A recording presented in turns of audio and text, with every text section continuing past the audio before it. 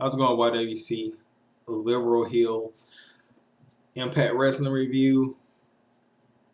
Like I said before in previous videos, there hasn't been any SmackDown or Raw review because it's a waste of time. It's a waste of your time, my time. Not discrediting anything that WWE does, because in the IWC, YWC, if you say the show sucks, you're... Anyway, let's just get into this Impact show.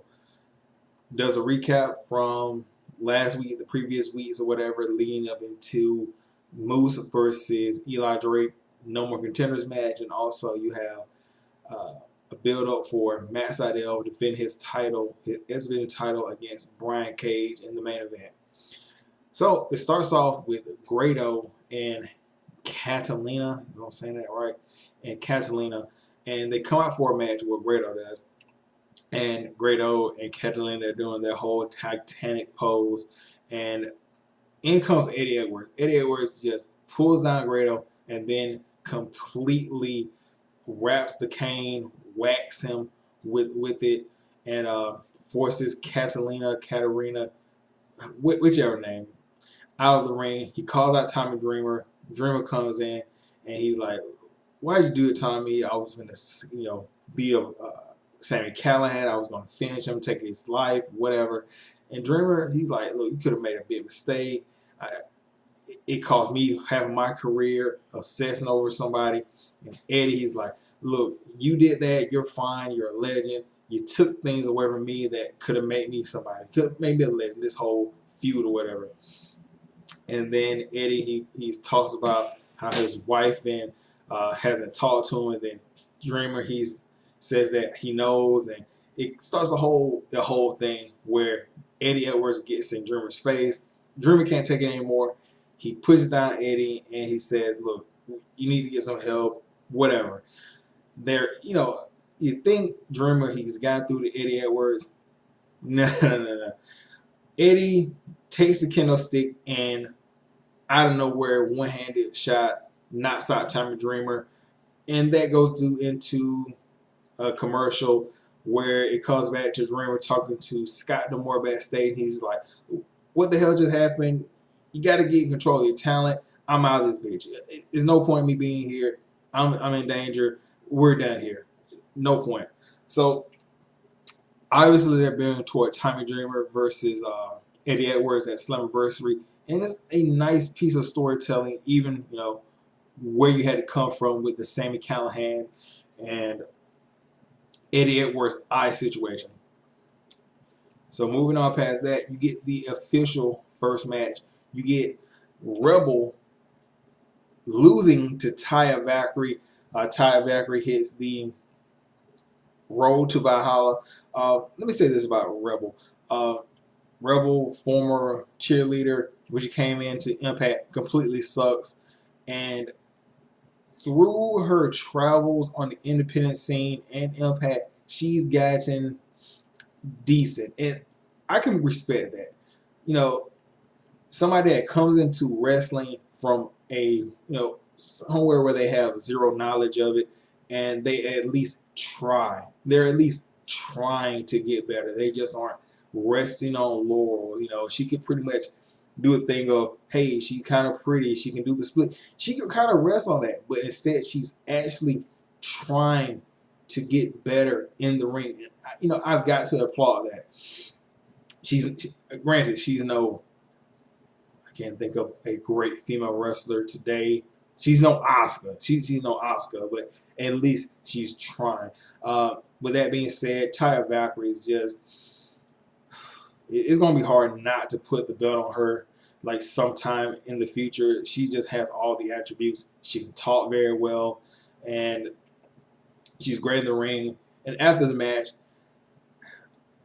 I guess they're putting her into a feud with Madison Rayne because she says that Madison Rayne's back, and she's very sarcastic with that. So that's going to be something. I personally would like to see Madison versus Taya because both of them are great in the ring. So, let it be. Then moving on past that, you get this GWN flashback, and usually I just skip these because I've seen it Don't need to see it anymore. But for this instance, this is one I would recommend because it's the Joe versus Daniels versus AJ Styles triple threat, the infamous triple threat, the one that kind of got everybody talking about TNA. And I'm just gonna go over a few bullet points of this match because if you haven't seen this match, I don't know why you win. Maybe you're just that big of a TNA hater that you won't see the best match that probably TNA has ever put out. But anyway, Don Don West and Mike Tenay on commentary, absolutely brilliant at the height of TNA commentary. And I know this might get a lot of hate in the IWC. They were the and Jim Ross and Jerry the King Lawler of Impact at that time. That being said, what I mean by that is King and Ross, they were the height and still are the pinnacle of commentary in the WWE. Nobody comes close to their level, not current people, not the older people. They were the height, they were the pinnacle. In TNA, West and Tenay, they're the best team we've had, not we, but TNA has had so far. And I doubt that anybody will be able to match that. It's just the intensity of Don West, and then you got Mike Tenay. It was just a very good combination. It just went very well into, especially like these high profile matches. The match itself, it was a thing of beauty. Let's be honest. This was one of the best matches, not only of of the 2000s, but maybe of all time. The thing was absolutely great. So you haven't seen the Styles Joe Daniels match, watch it here or watch it on YouTube. Great match, one of the greatest matches of all time. Uh, so moving on past that, let's see right here, you got Matt Sydal. He's backstage giving an interview, and Mackenzie's asking him, "Look, are you scared? Brian Cage, he's won all these matches. He's powerful, this, that." And Matt Sydal gives his speech, and I like what we're doing with Matt Sydal. He's the crazy guru guy. His third eye is open, and he says this to where, look, Cage is strong and all of that, but he's weak internally. His third eye isn't open. He's weak internally. When you're strong on the outside and you're weak on the inside, it doesn't matter. It doesn't matter you're strong on the outside. You don't have a good mind. Your body's weak. And that's pretty much what he was trying to convey, that because his body's weak, his third eye is not open, things aren't going to fall in his favor because the world or the spiritual plane won't allow it. So he was kind of foreshadowing what may happen in the match. So moving on past that, you get Trevor Lee and Caleb Conley, the Cult of Lee, versus KM and Falaba. The Cult of Lee beat KM and Falaba with, how can I say this, like a pinning combination type of thing, because Falaba, he got distracted or irate, and he hit a Samoan drop on KM, and KM gets taken out of the picture with a double drop kick. And then after the match, KM, he's like, "What the fuck was that? You really think I was, one of the Trevor Lee guys or whatever because I'm taller and whatever?" He puts him down and says, "You'll always be a fucking fat loser." And it basically berating the guy. And he, gets out of the ring, still keeps it go up, and followed by, he has this look in his face like betrayal, you were a friend, and he starts like foaming at the mouth, kind of. So it was fun while it lasted, some good backstage segments, but obviously we were going to get to this whole Falaba KM feud. Don't know if it'll go to Slammiversary, but hey, it was fun while it lasted. And then you have LAX in the clubhouse.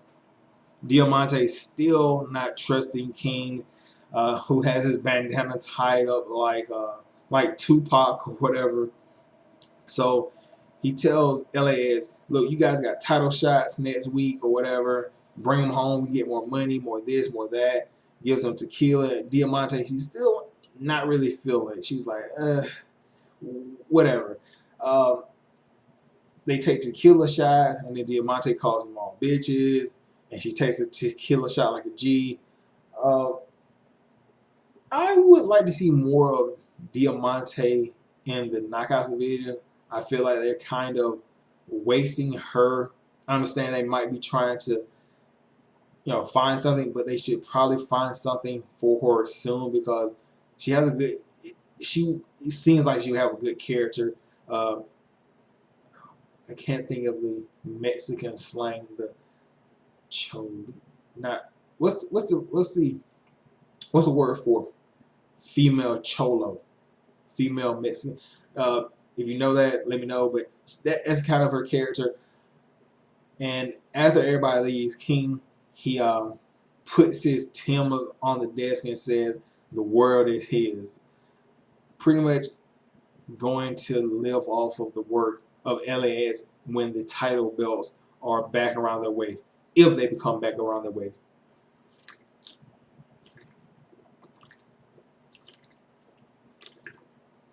All right. Then you have, now, this is where I have a problem.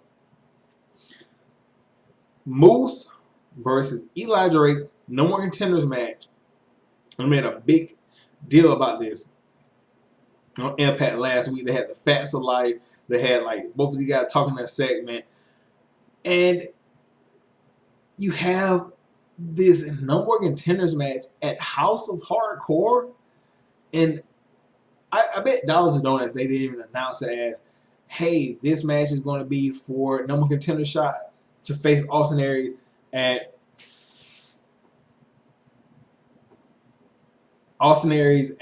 Slammiversary. Did you shit? I'm talking about dog. Did you shit yourself, bro? He's like sleeping, but it like smells like it. Anyway, it's just that was kind of a pet peeve to me because you would have thought that they would have this match in the Impact Zone to emphasize how big it is. It's a number one contendership shot at the main pay-per-view. Why wouldn't it be on Impact instead of like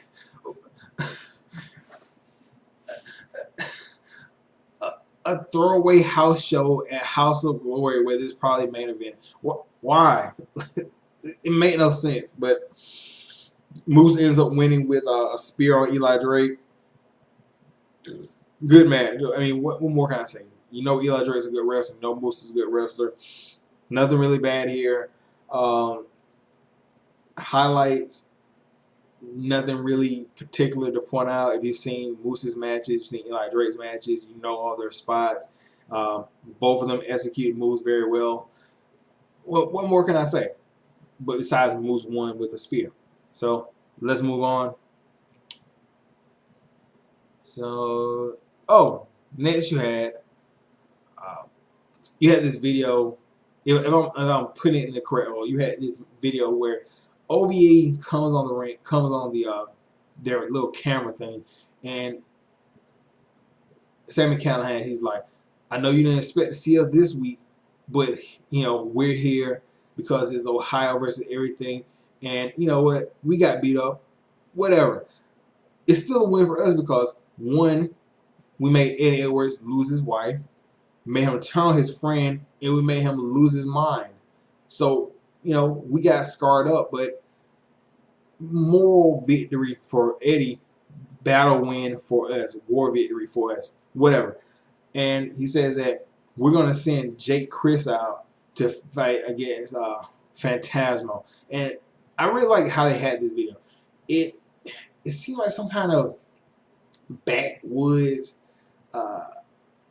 camera thing because when they were filming it and it sounded like Callahan's talking or whatever, you could see like the weird facial warping of all of them. Like it go from a smile to like a cringe to like some kind of other demonic face. So that was just a really nice touch on this whole OVE handy cam type of thing.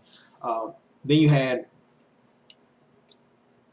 Kiera Hogan versus Tessa Blanchard in a no DQ match.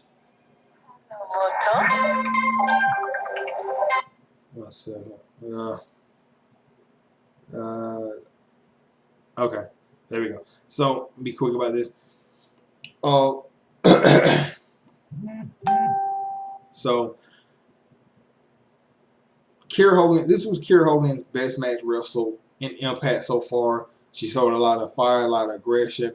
You had this whole storyline where Tessa, she is in it with this whole referee thing where the referee kind of keeps screwing her or messing up her plans, where this match was no DQ, but the referee, he pulled Tessa off of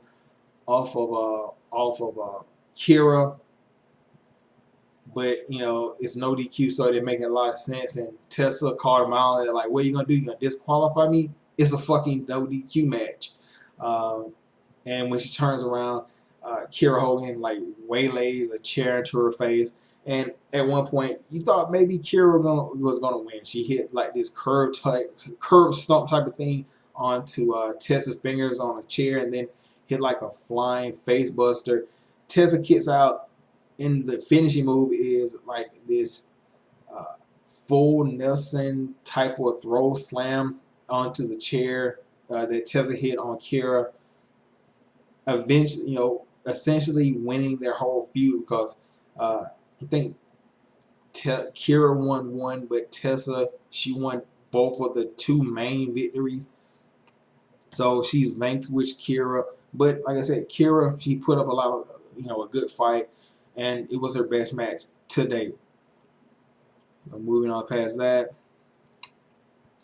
Oh, you get this whole thing where they're talking about the mystery fighter, the mystery attacker, and they're like, "Oh, it's got to be somebody in the back." And they're pointing their fingers toward Petey Williams because Petey would, you know, he got caught, you know, over people or whatever and whatever. And they showed this image where it's the guy and he has like these deer demon horns, antlers coming out, and that's pretty much it. And then you move on to Jake Chris versus Phantasmo. Phantasmo wins with a roll up on Jake Chris, which I can kind of see it because of the way he had Jake Chris rolled up. They're still settling injuries from last week where but Eddie Edwards choked out Jake Chris with a tree branch and beat his chest in with the tree branch. So the way he was pinned, I could see it not being possible to kick out because your chest and everything like that, it wouldn't make sense.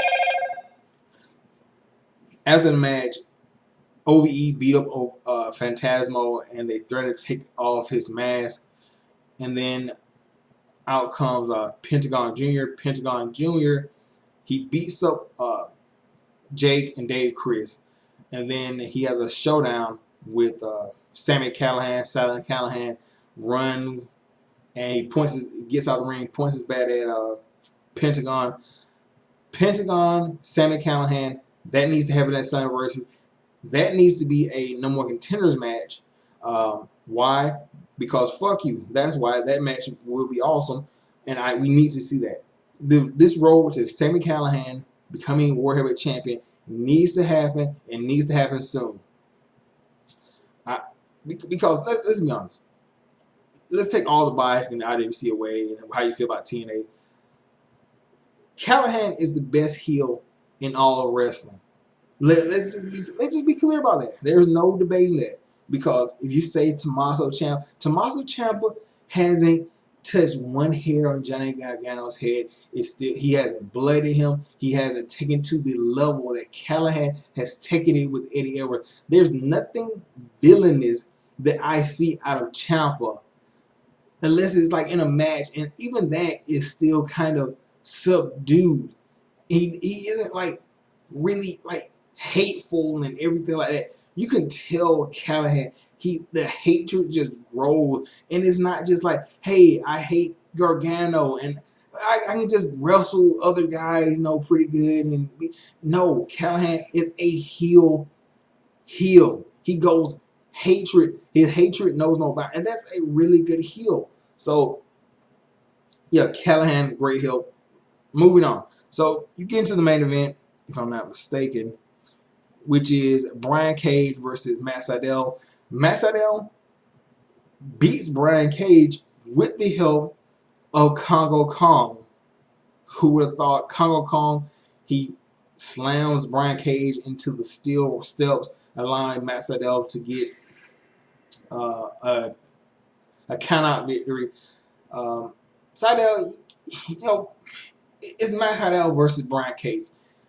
It wasn't like a complete slaughter. They didn't make Sydal look fucking stupid because, for one, he's the S-been champion, and you don't want to delegitimize his belt run. He's a champion for a reason, and what he talked about in the promo, he came to fruition. It goes along with that whole my eyes open, whatever. What is shocking in this is the fact that, from what you can see, not Callahan, but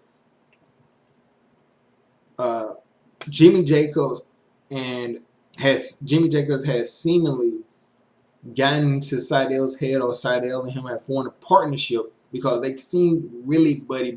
So we'll see where that plays out. And also we might get Kyle Kong versus Brian Cage.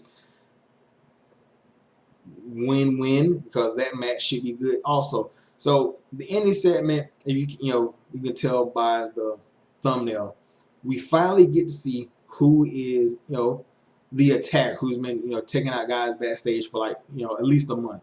So Sanjay, he finds Petey Williams backstage, and I forgot who's laid out, but anyway, Petey, he's holding up the calling card, as you will. And right as he's picking it up, Saturday, he's like, I knew it was you.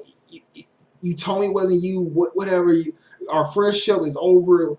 So and so, and a cop comes in, or as he thought was who he thought was a cop. He arrests Petey Williams, and Sunday. He's like, you need to go handle your business. We'll sort it out later. Go downtown. And the cop, he takes away Petey. And Petey's like, hey, you're being kind of rough. He beats up Petey. I'm thinking, oh well, it's Florida. That's standard procedure for Florida police. He's beating him up. I mean, welcome to America, Petey.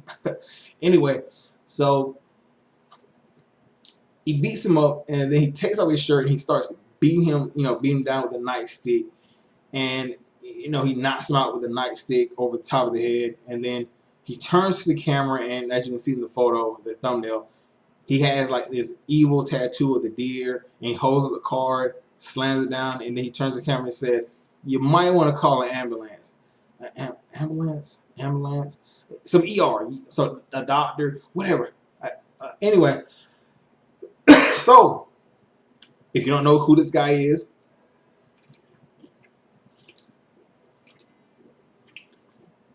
let me tell you, this man is known as Killer Kross. He has a very violent reputation on the indies, and he put, granted, I haven't seen a lot of his matches, but from what I've seen, very intense, very serious individual with a dark, foreboding, meticulous promo style. Things are going to get interesting in Impact if this guy is a part of the main event World Heavyweight title picture scene. I wouldn't say shoot him up there soon, put him in a couple of, some feuds or whatever, but this guy could be a game changer for Impact if booked correctly. Obviously, his first feud should be against Petey Williams, because of what happened. Killer Kross and Impact.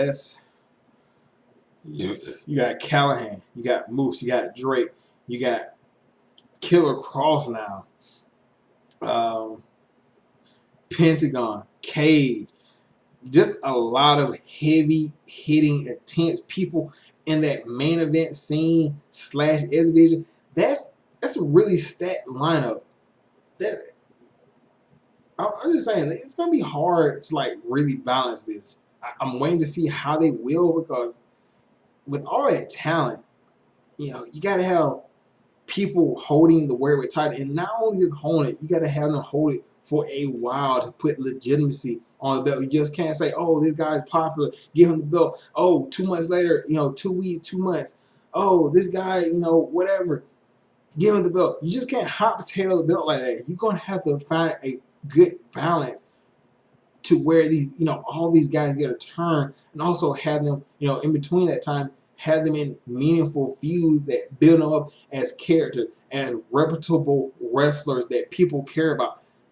That's gonna be a hard balance, you know, especially if you're trying to, build impact from where it was, and have everybody, care about all these people at one time. So I'm gonna get out of here, man. That's wow. Um, so anyway, if you've seen the show, tell me what you think about it. You haven't, um, would I recommend you watching it? Yeah, because it's not a hard watch. It was a very even flowing watch. Um, I think that's pretty much it. My Twitter in the description, and I guess I'll see you guys take over Chicago Part 3. Um, I wonder how that's going to be, because there's not going to be Mauro Ranallo on commentary. So I mean, who's going to replace Mauro? Because Corey Graves and Nigel McGuinness. Look, I'll talk about that. I'm not going to shit on it, because it could surprise me, and I don't know who the third guy is replacing Mauro. So not even going to get into that conversation right now. But anyway, I'm gonna get out of here. I'm gonna catch you guys later. Peace out.